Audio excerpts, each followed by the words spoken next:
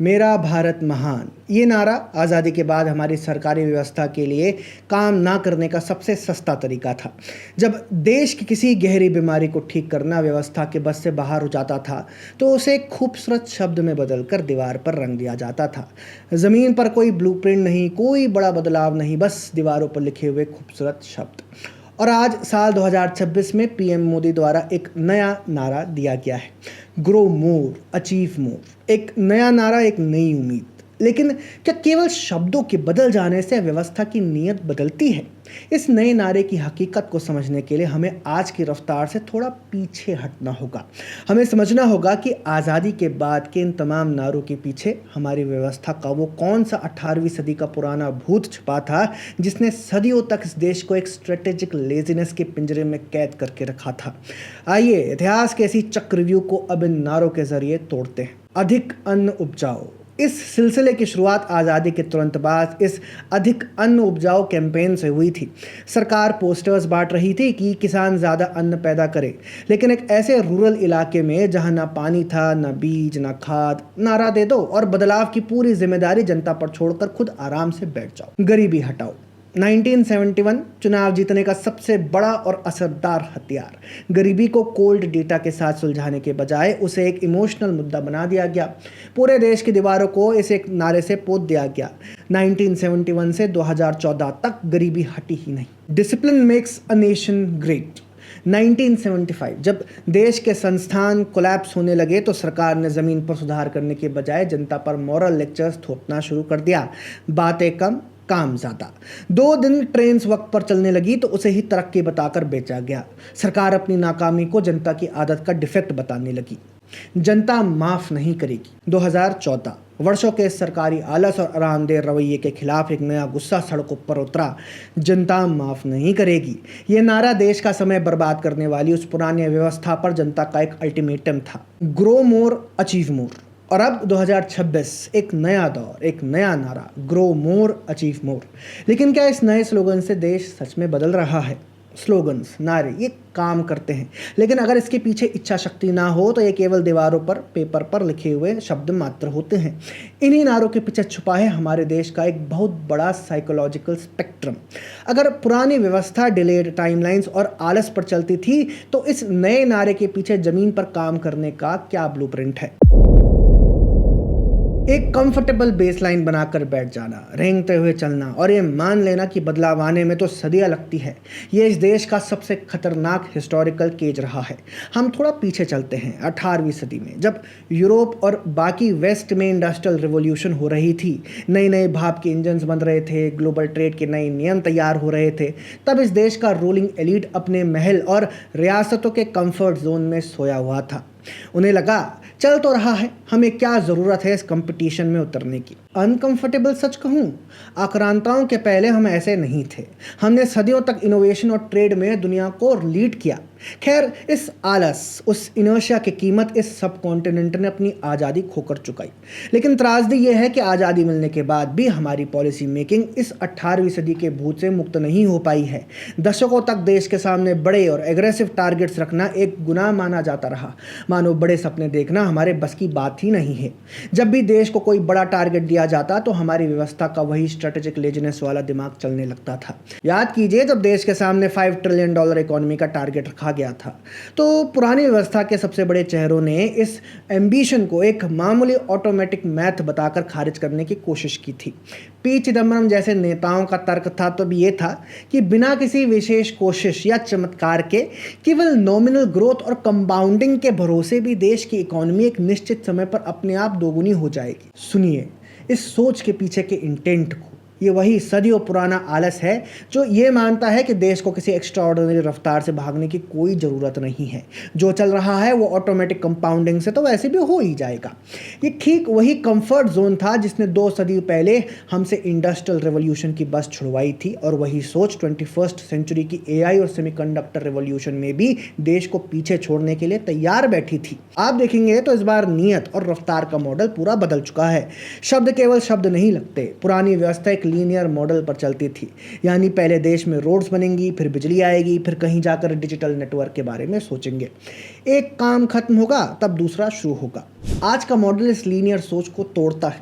इसे कहते हैं साइमल्टेनियस ग्रोथ, जहां सेमीकंडक्टर इकोसिस्टम खड़ा करने के लिए 2042 का इंतजार नहीं किया जाता, जहां चिप डिज़ाइन से लेकर नेवल शिप्स की असेंबली, स्पेस एक्सप्लोरेशन से लेकर इंफ्रास्ट्रक्चर की सैचुरेशन डिलीवरी सब एक साथ एक ही टाइमलाइन पर पैरेलल चल रही है।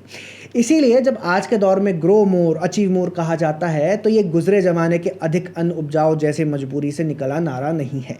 1940s का नारा स्कैरसिटी और सर्वाइवल का क्राई था, जहां सरकार के पास साधन नहीं थे और वो जनता को मंगलवार को उपवास रखने का भाषण दिया करती थी। लीनियर ग्रोथ मॉडल का टूटना क्या होता है, इसे ज़मीन पर समझना जरूरी है। पुरानी व्यवस्था का एक और बड़ा नियम था, वादे करो चुनाव के लिए और उन्हें पूरा करो सदियों के हिसाब से। किसी भी बड़े प्रोजेक्ट की डेडलाइन का बढ़ना, उनका डिले होना एक नॉर्मल सरकारी रवैये की तरह माना जाता था। 2014 के गुस्से जनता माफ़ नहीं करेगी से 2026 के ग्रो मोर अचीव मोर तक का ये दौर सिर्फ नारों के बदलने का दौर नहीं है। ये इस बात का टेस्ट केस है कि जब नारे के पीछे इच्छा शक्ति आती है तो बदलाव कैसे दिखता है। इस बार शब्द दीवारों पर रुकने के बजाय ज़मीन पर सबूत बनकर उतरे। सिलसिला शुरू हुआ सबका साथ सबका विकास से। पुरानी व्यवस्था में जो वेलफेयर सिर्फ एक चुनावी खिलौना था, वो इस दौर में कोल्ड मैथमेटिकल सैचुरेशन डिलीवरी में बदल गया है। बिना किसी भेदभाव के आखिरी घर तक साधन पहुंचाना एक एडमिनिस्ट्रेटिव अनुशासन बन गया है। जब ज़मीन पर बेसिक इंफ्रास्ट्रक्चर का दलदल साफ हुआ तब अगला पड़ाव शुरू हुआ।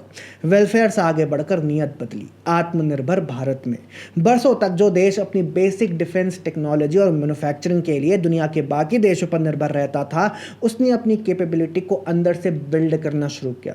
डिफेंस मैन्युफैक्चरिंग में रिकॉर्ड प्रोडक्शन और एक्सपोर्ट्स ने यह साबित किया कि हम अब सिर्फ बातें नहीं कर रहे।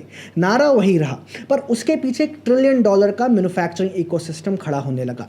अगर आपको लगता है कि यह बदलाव सिर्फ बड़े बड़े शहरों की एयर कंडीशन फैक्ट्रीज या हेवी डिफेंस लैब्स तक लिमिटेड हैं, तो आप इस बदल रहे इंडिया के सबसे कियोटिक और एग्रेसिव स्पेक्ट्रम को मिस कर रहे हैं। जैसे हमने पहले भी कहा था, पुरानी व्यवस्था का एक और रिजिड नियम था, पहले एक बड़े संकट से निपट लो, देश में शांति कर लो, फिर कभी फुर्सत मिली तो तरक्की की बात करेंगे। 2026 का भारत इस लीनियर लग्जरी को चलती गाड़ी से बाहर फेंक चुका है। हम अब एक टाइमलाइन पर काम नहीं करते, हम एक साथ 100 मोर्चों पर दौड़ते हैं।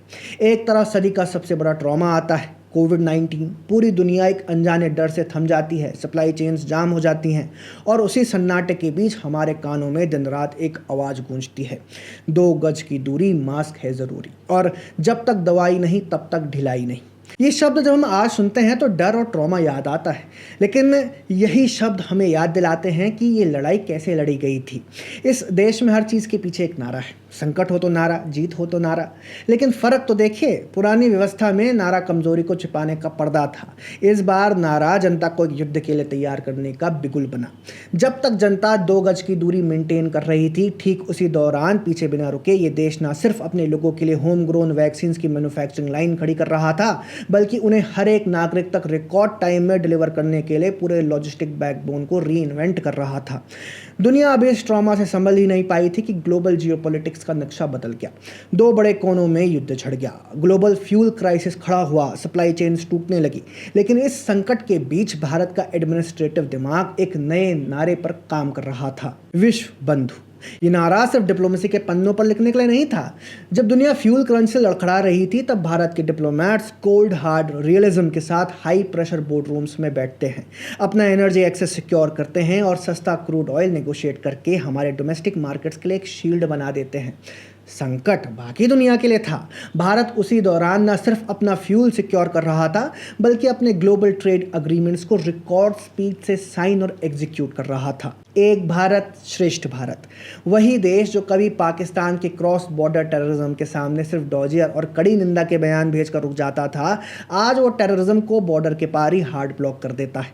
लेकिन सिक्योरिटी पर फोकस करने का मतलब ये नहीं है कि एडमिनिस्ट्रेटिव दिमाग बाकी जगह आराम करने चला गया है। जिस वक्त बॉर्डर सिक्योर हो रहे हैं, ठीक उसी वक्त देश के उस नॉर्थ ईस्ट में जहां कभी सिर्फ आलस और अलगाववाद के अफसाने चलते थे, आज वहां मेगा हाईवेज का जाल बिक चुका है और सेमीकंडक्टर पैकेजिंग यूनिट्स के फाउंडेशन स्टोन्स रखे जा रहे हैं।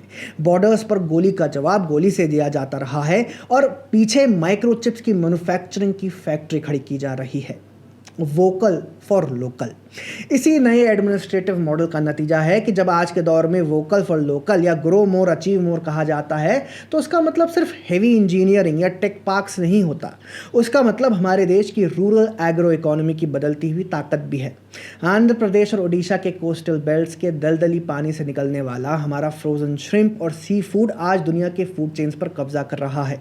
साल का 73,890 करोड़ से ज़्यादा का रिकॉर्ड एक्सपोर्ट टच कर रहा है। कोंकण का अल्फोंसो और केसर मैंगो, बेंगलोर और ऊटी से निकलने वाले एग्जॉटिक फ्लावर्स ये अब सिर्फ लोकल हाट बाज़ारों में बिकने का इंतज़ार नहीं करते। एडवांस्ड कोल्ड चेन लॉजिस्टिक्स के भरोसे ये ज़मीन से टूटने के कुछ ही घंटों के अंदर यूरोप और मिडिल ईस्ट के हाई एंड सुपरमार्केट्स में लैंड कर रहे होते हैं। किसान अब सरकारी भाषण पर उपवास नहीं कर रहा, वो ग्लोबल कंज्यूमर के कार्ट को फिल कर रहा है। अब इस पूरे स्पेक्ट्रम का सबसे क्योटिक और दिलचस्प हिस्सा पता है क्या है? ये एक्सट्रीम कॉन्ट्रास्ट। एक ही टाइमलाइन पर एक ही हफ्ते के कैलेंडर के अंदर ये देश जो पॉलिटिक्स के दलदल से गुजरकर अपनी फैक्ट्रीज को आत्मनिर्भर बनाता है, किसान के श्रिम्प और आम को एक्सपोर्ट टर्मिनल पर डालता है और ठीक उसी शाम देश के शहरों में इंटरनेशनल लेवल के हाई टिकट कॉन्सर्ट्स चल रहे होते हैं। हज़ारों लाखों की भीड़ से खचाखच भरे लाइट फ्लैशिंग स्टेडियम्स में कोल्ड प्ले या दिलजीत के गानों पर झूमती जनता होती है, तो दूसरी तरफ क्रिकेट मैचेस की क्रेजी मैडनेस चल रही होती है। कैपिटल इन्वेस्टमेंट और कल्चरल कंजम्पशंस दोनों एक साथ पैरेलल दौड़ रहे हैं। हम अब सिर्फ सर्वाइव नहीं कर रहे, हम कंज्यूम भी कर रहे हैं और डोमिनेट भी कर रहे हैं। नारे इस देश ने बरसों से देखे हैं। 1940s का अधिक अन्न उपजाओ, स्कार्सिटी और सर्वाइवल का क्राय था जहां सरकार के पास साधन नहीं थे। 1971 का गरीबी हटाओ एक इलेक्टोरल ऑप्टिकल इल्यूजन था। लेकिन 2026 का भारत अब इस पुरानी बीमारी को पहचानता है। बदलाव इसलिए नहीं आता क्योंकि कोई खूबसूरत शब्द दीवार पर रंग दिया जाता है। बदलाव तब आता है जब उस नारे के बोलने से पहले ज़मीन पर उसके नतीजे, उसके सबूत खड़े मिलते हैं। ग्रो मोर अचीव मोर अब कोई मजबूरी या सर्वाइवल का क्राई नहीं है। ये इस देश की उस काइनेटिक एनर्जी और अनस्टॉपेबल रफ्तार का एडमिनिस्ट्रेटिव अनुशासन है जो अब रुकने के मूड में नहीं है। याद रखिए, इंटेंट इज एग्जीक्यूशन। तो दोस्तों, आपको इस पूरे मुद्दे पर क्या कहना है कमेंट सेक्शन में ज़रूर लिखिए और ऐसे ही अन्य वीडियोस के लिए देखते रहिए द पैम्फलेट।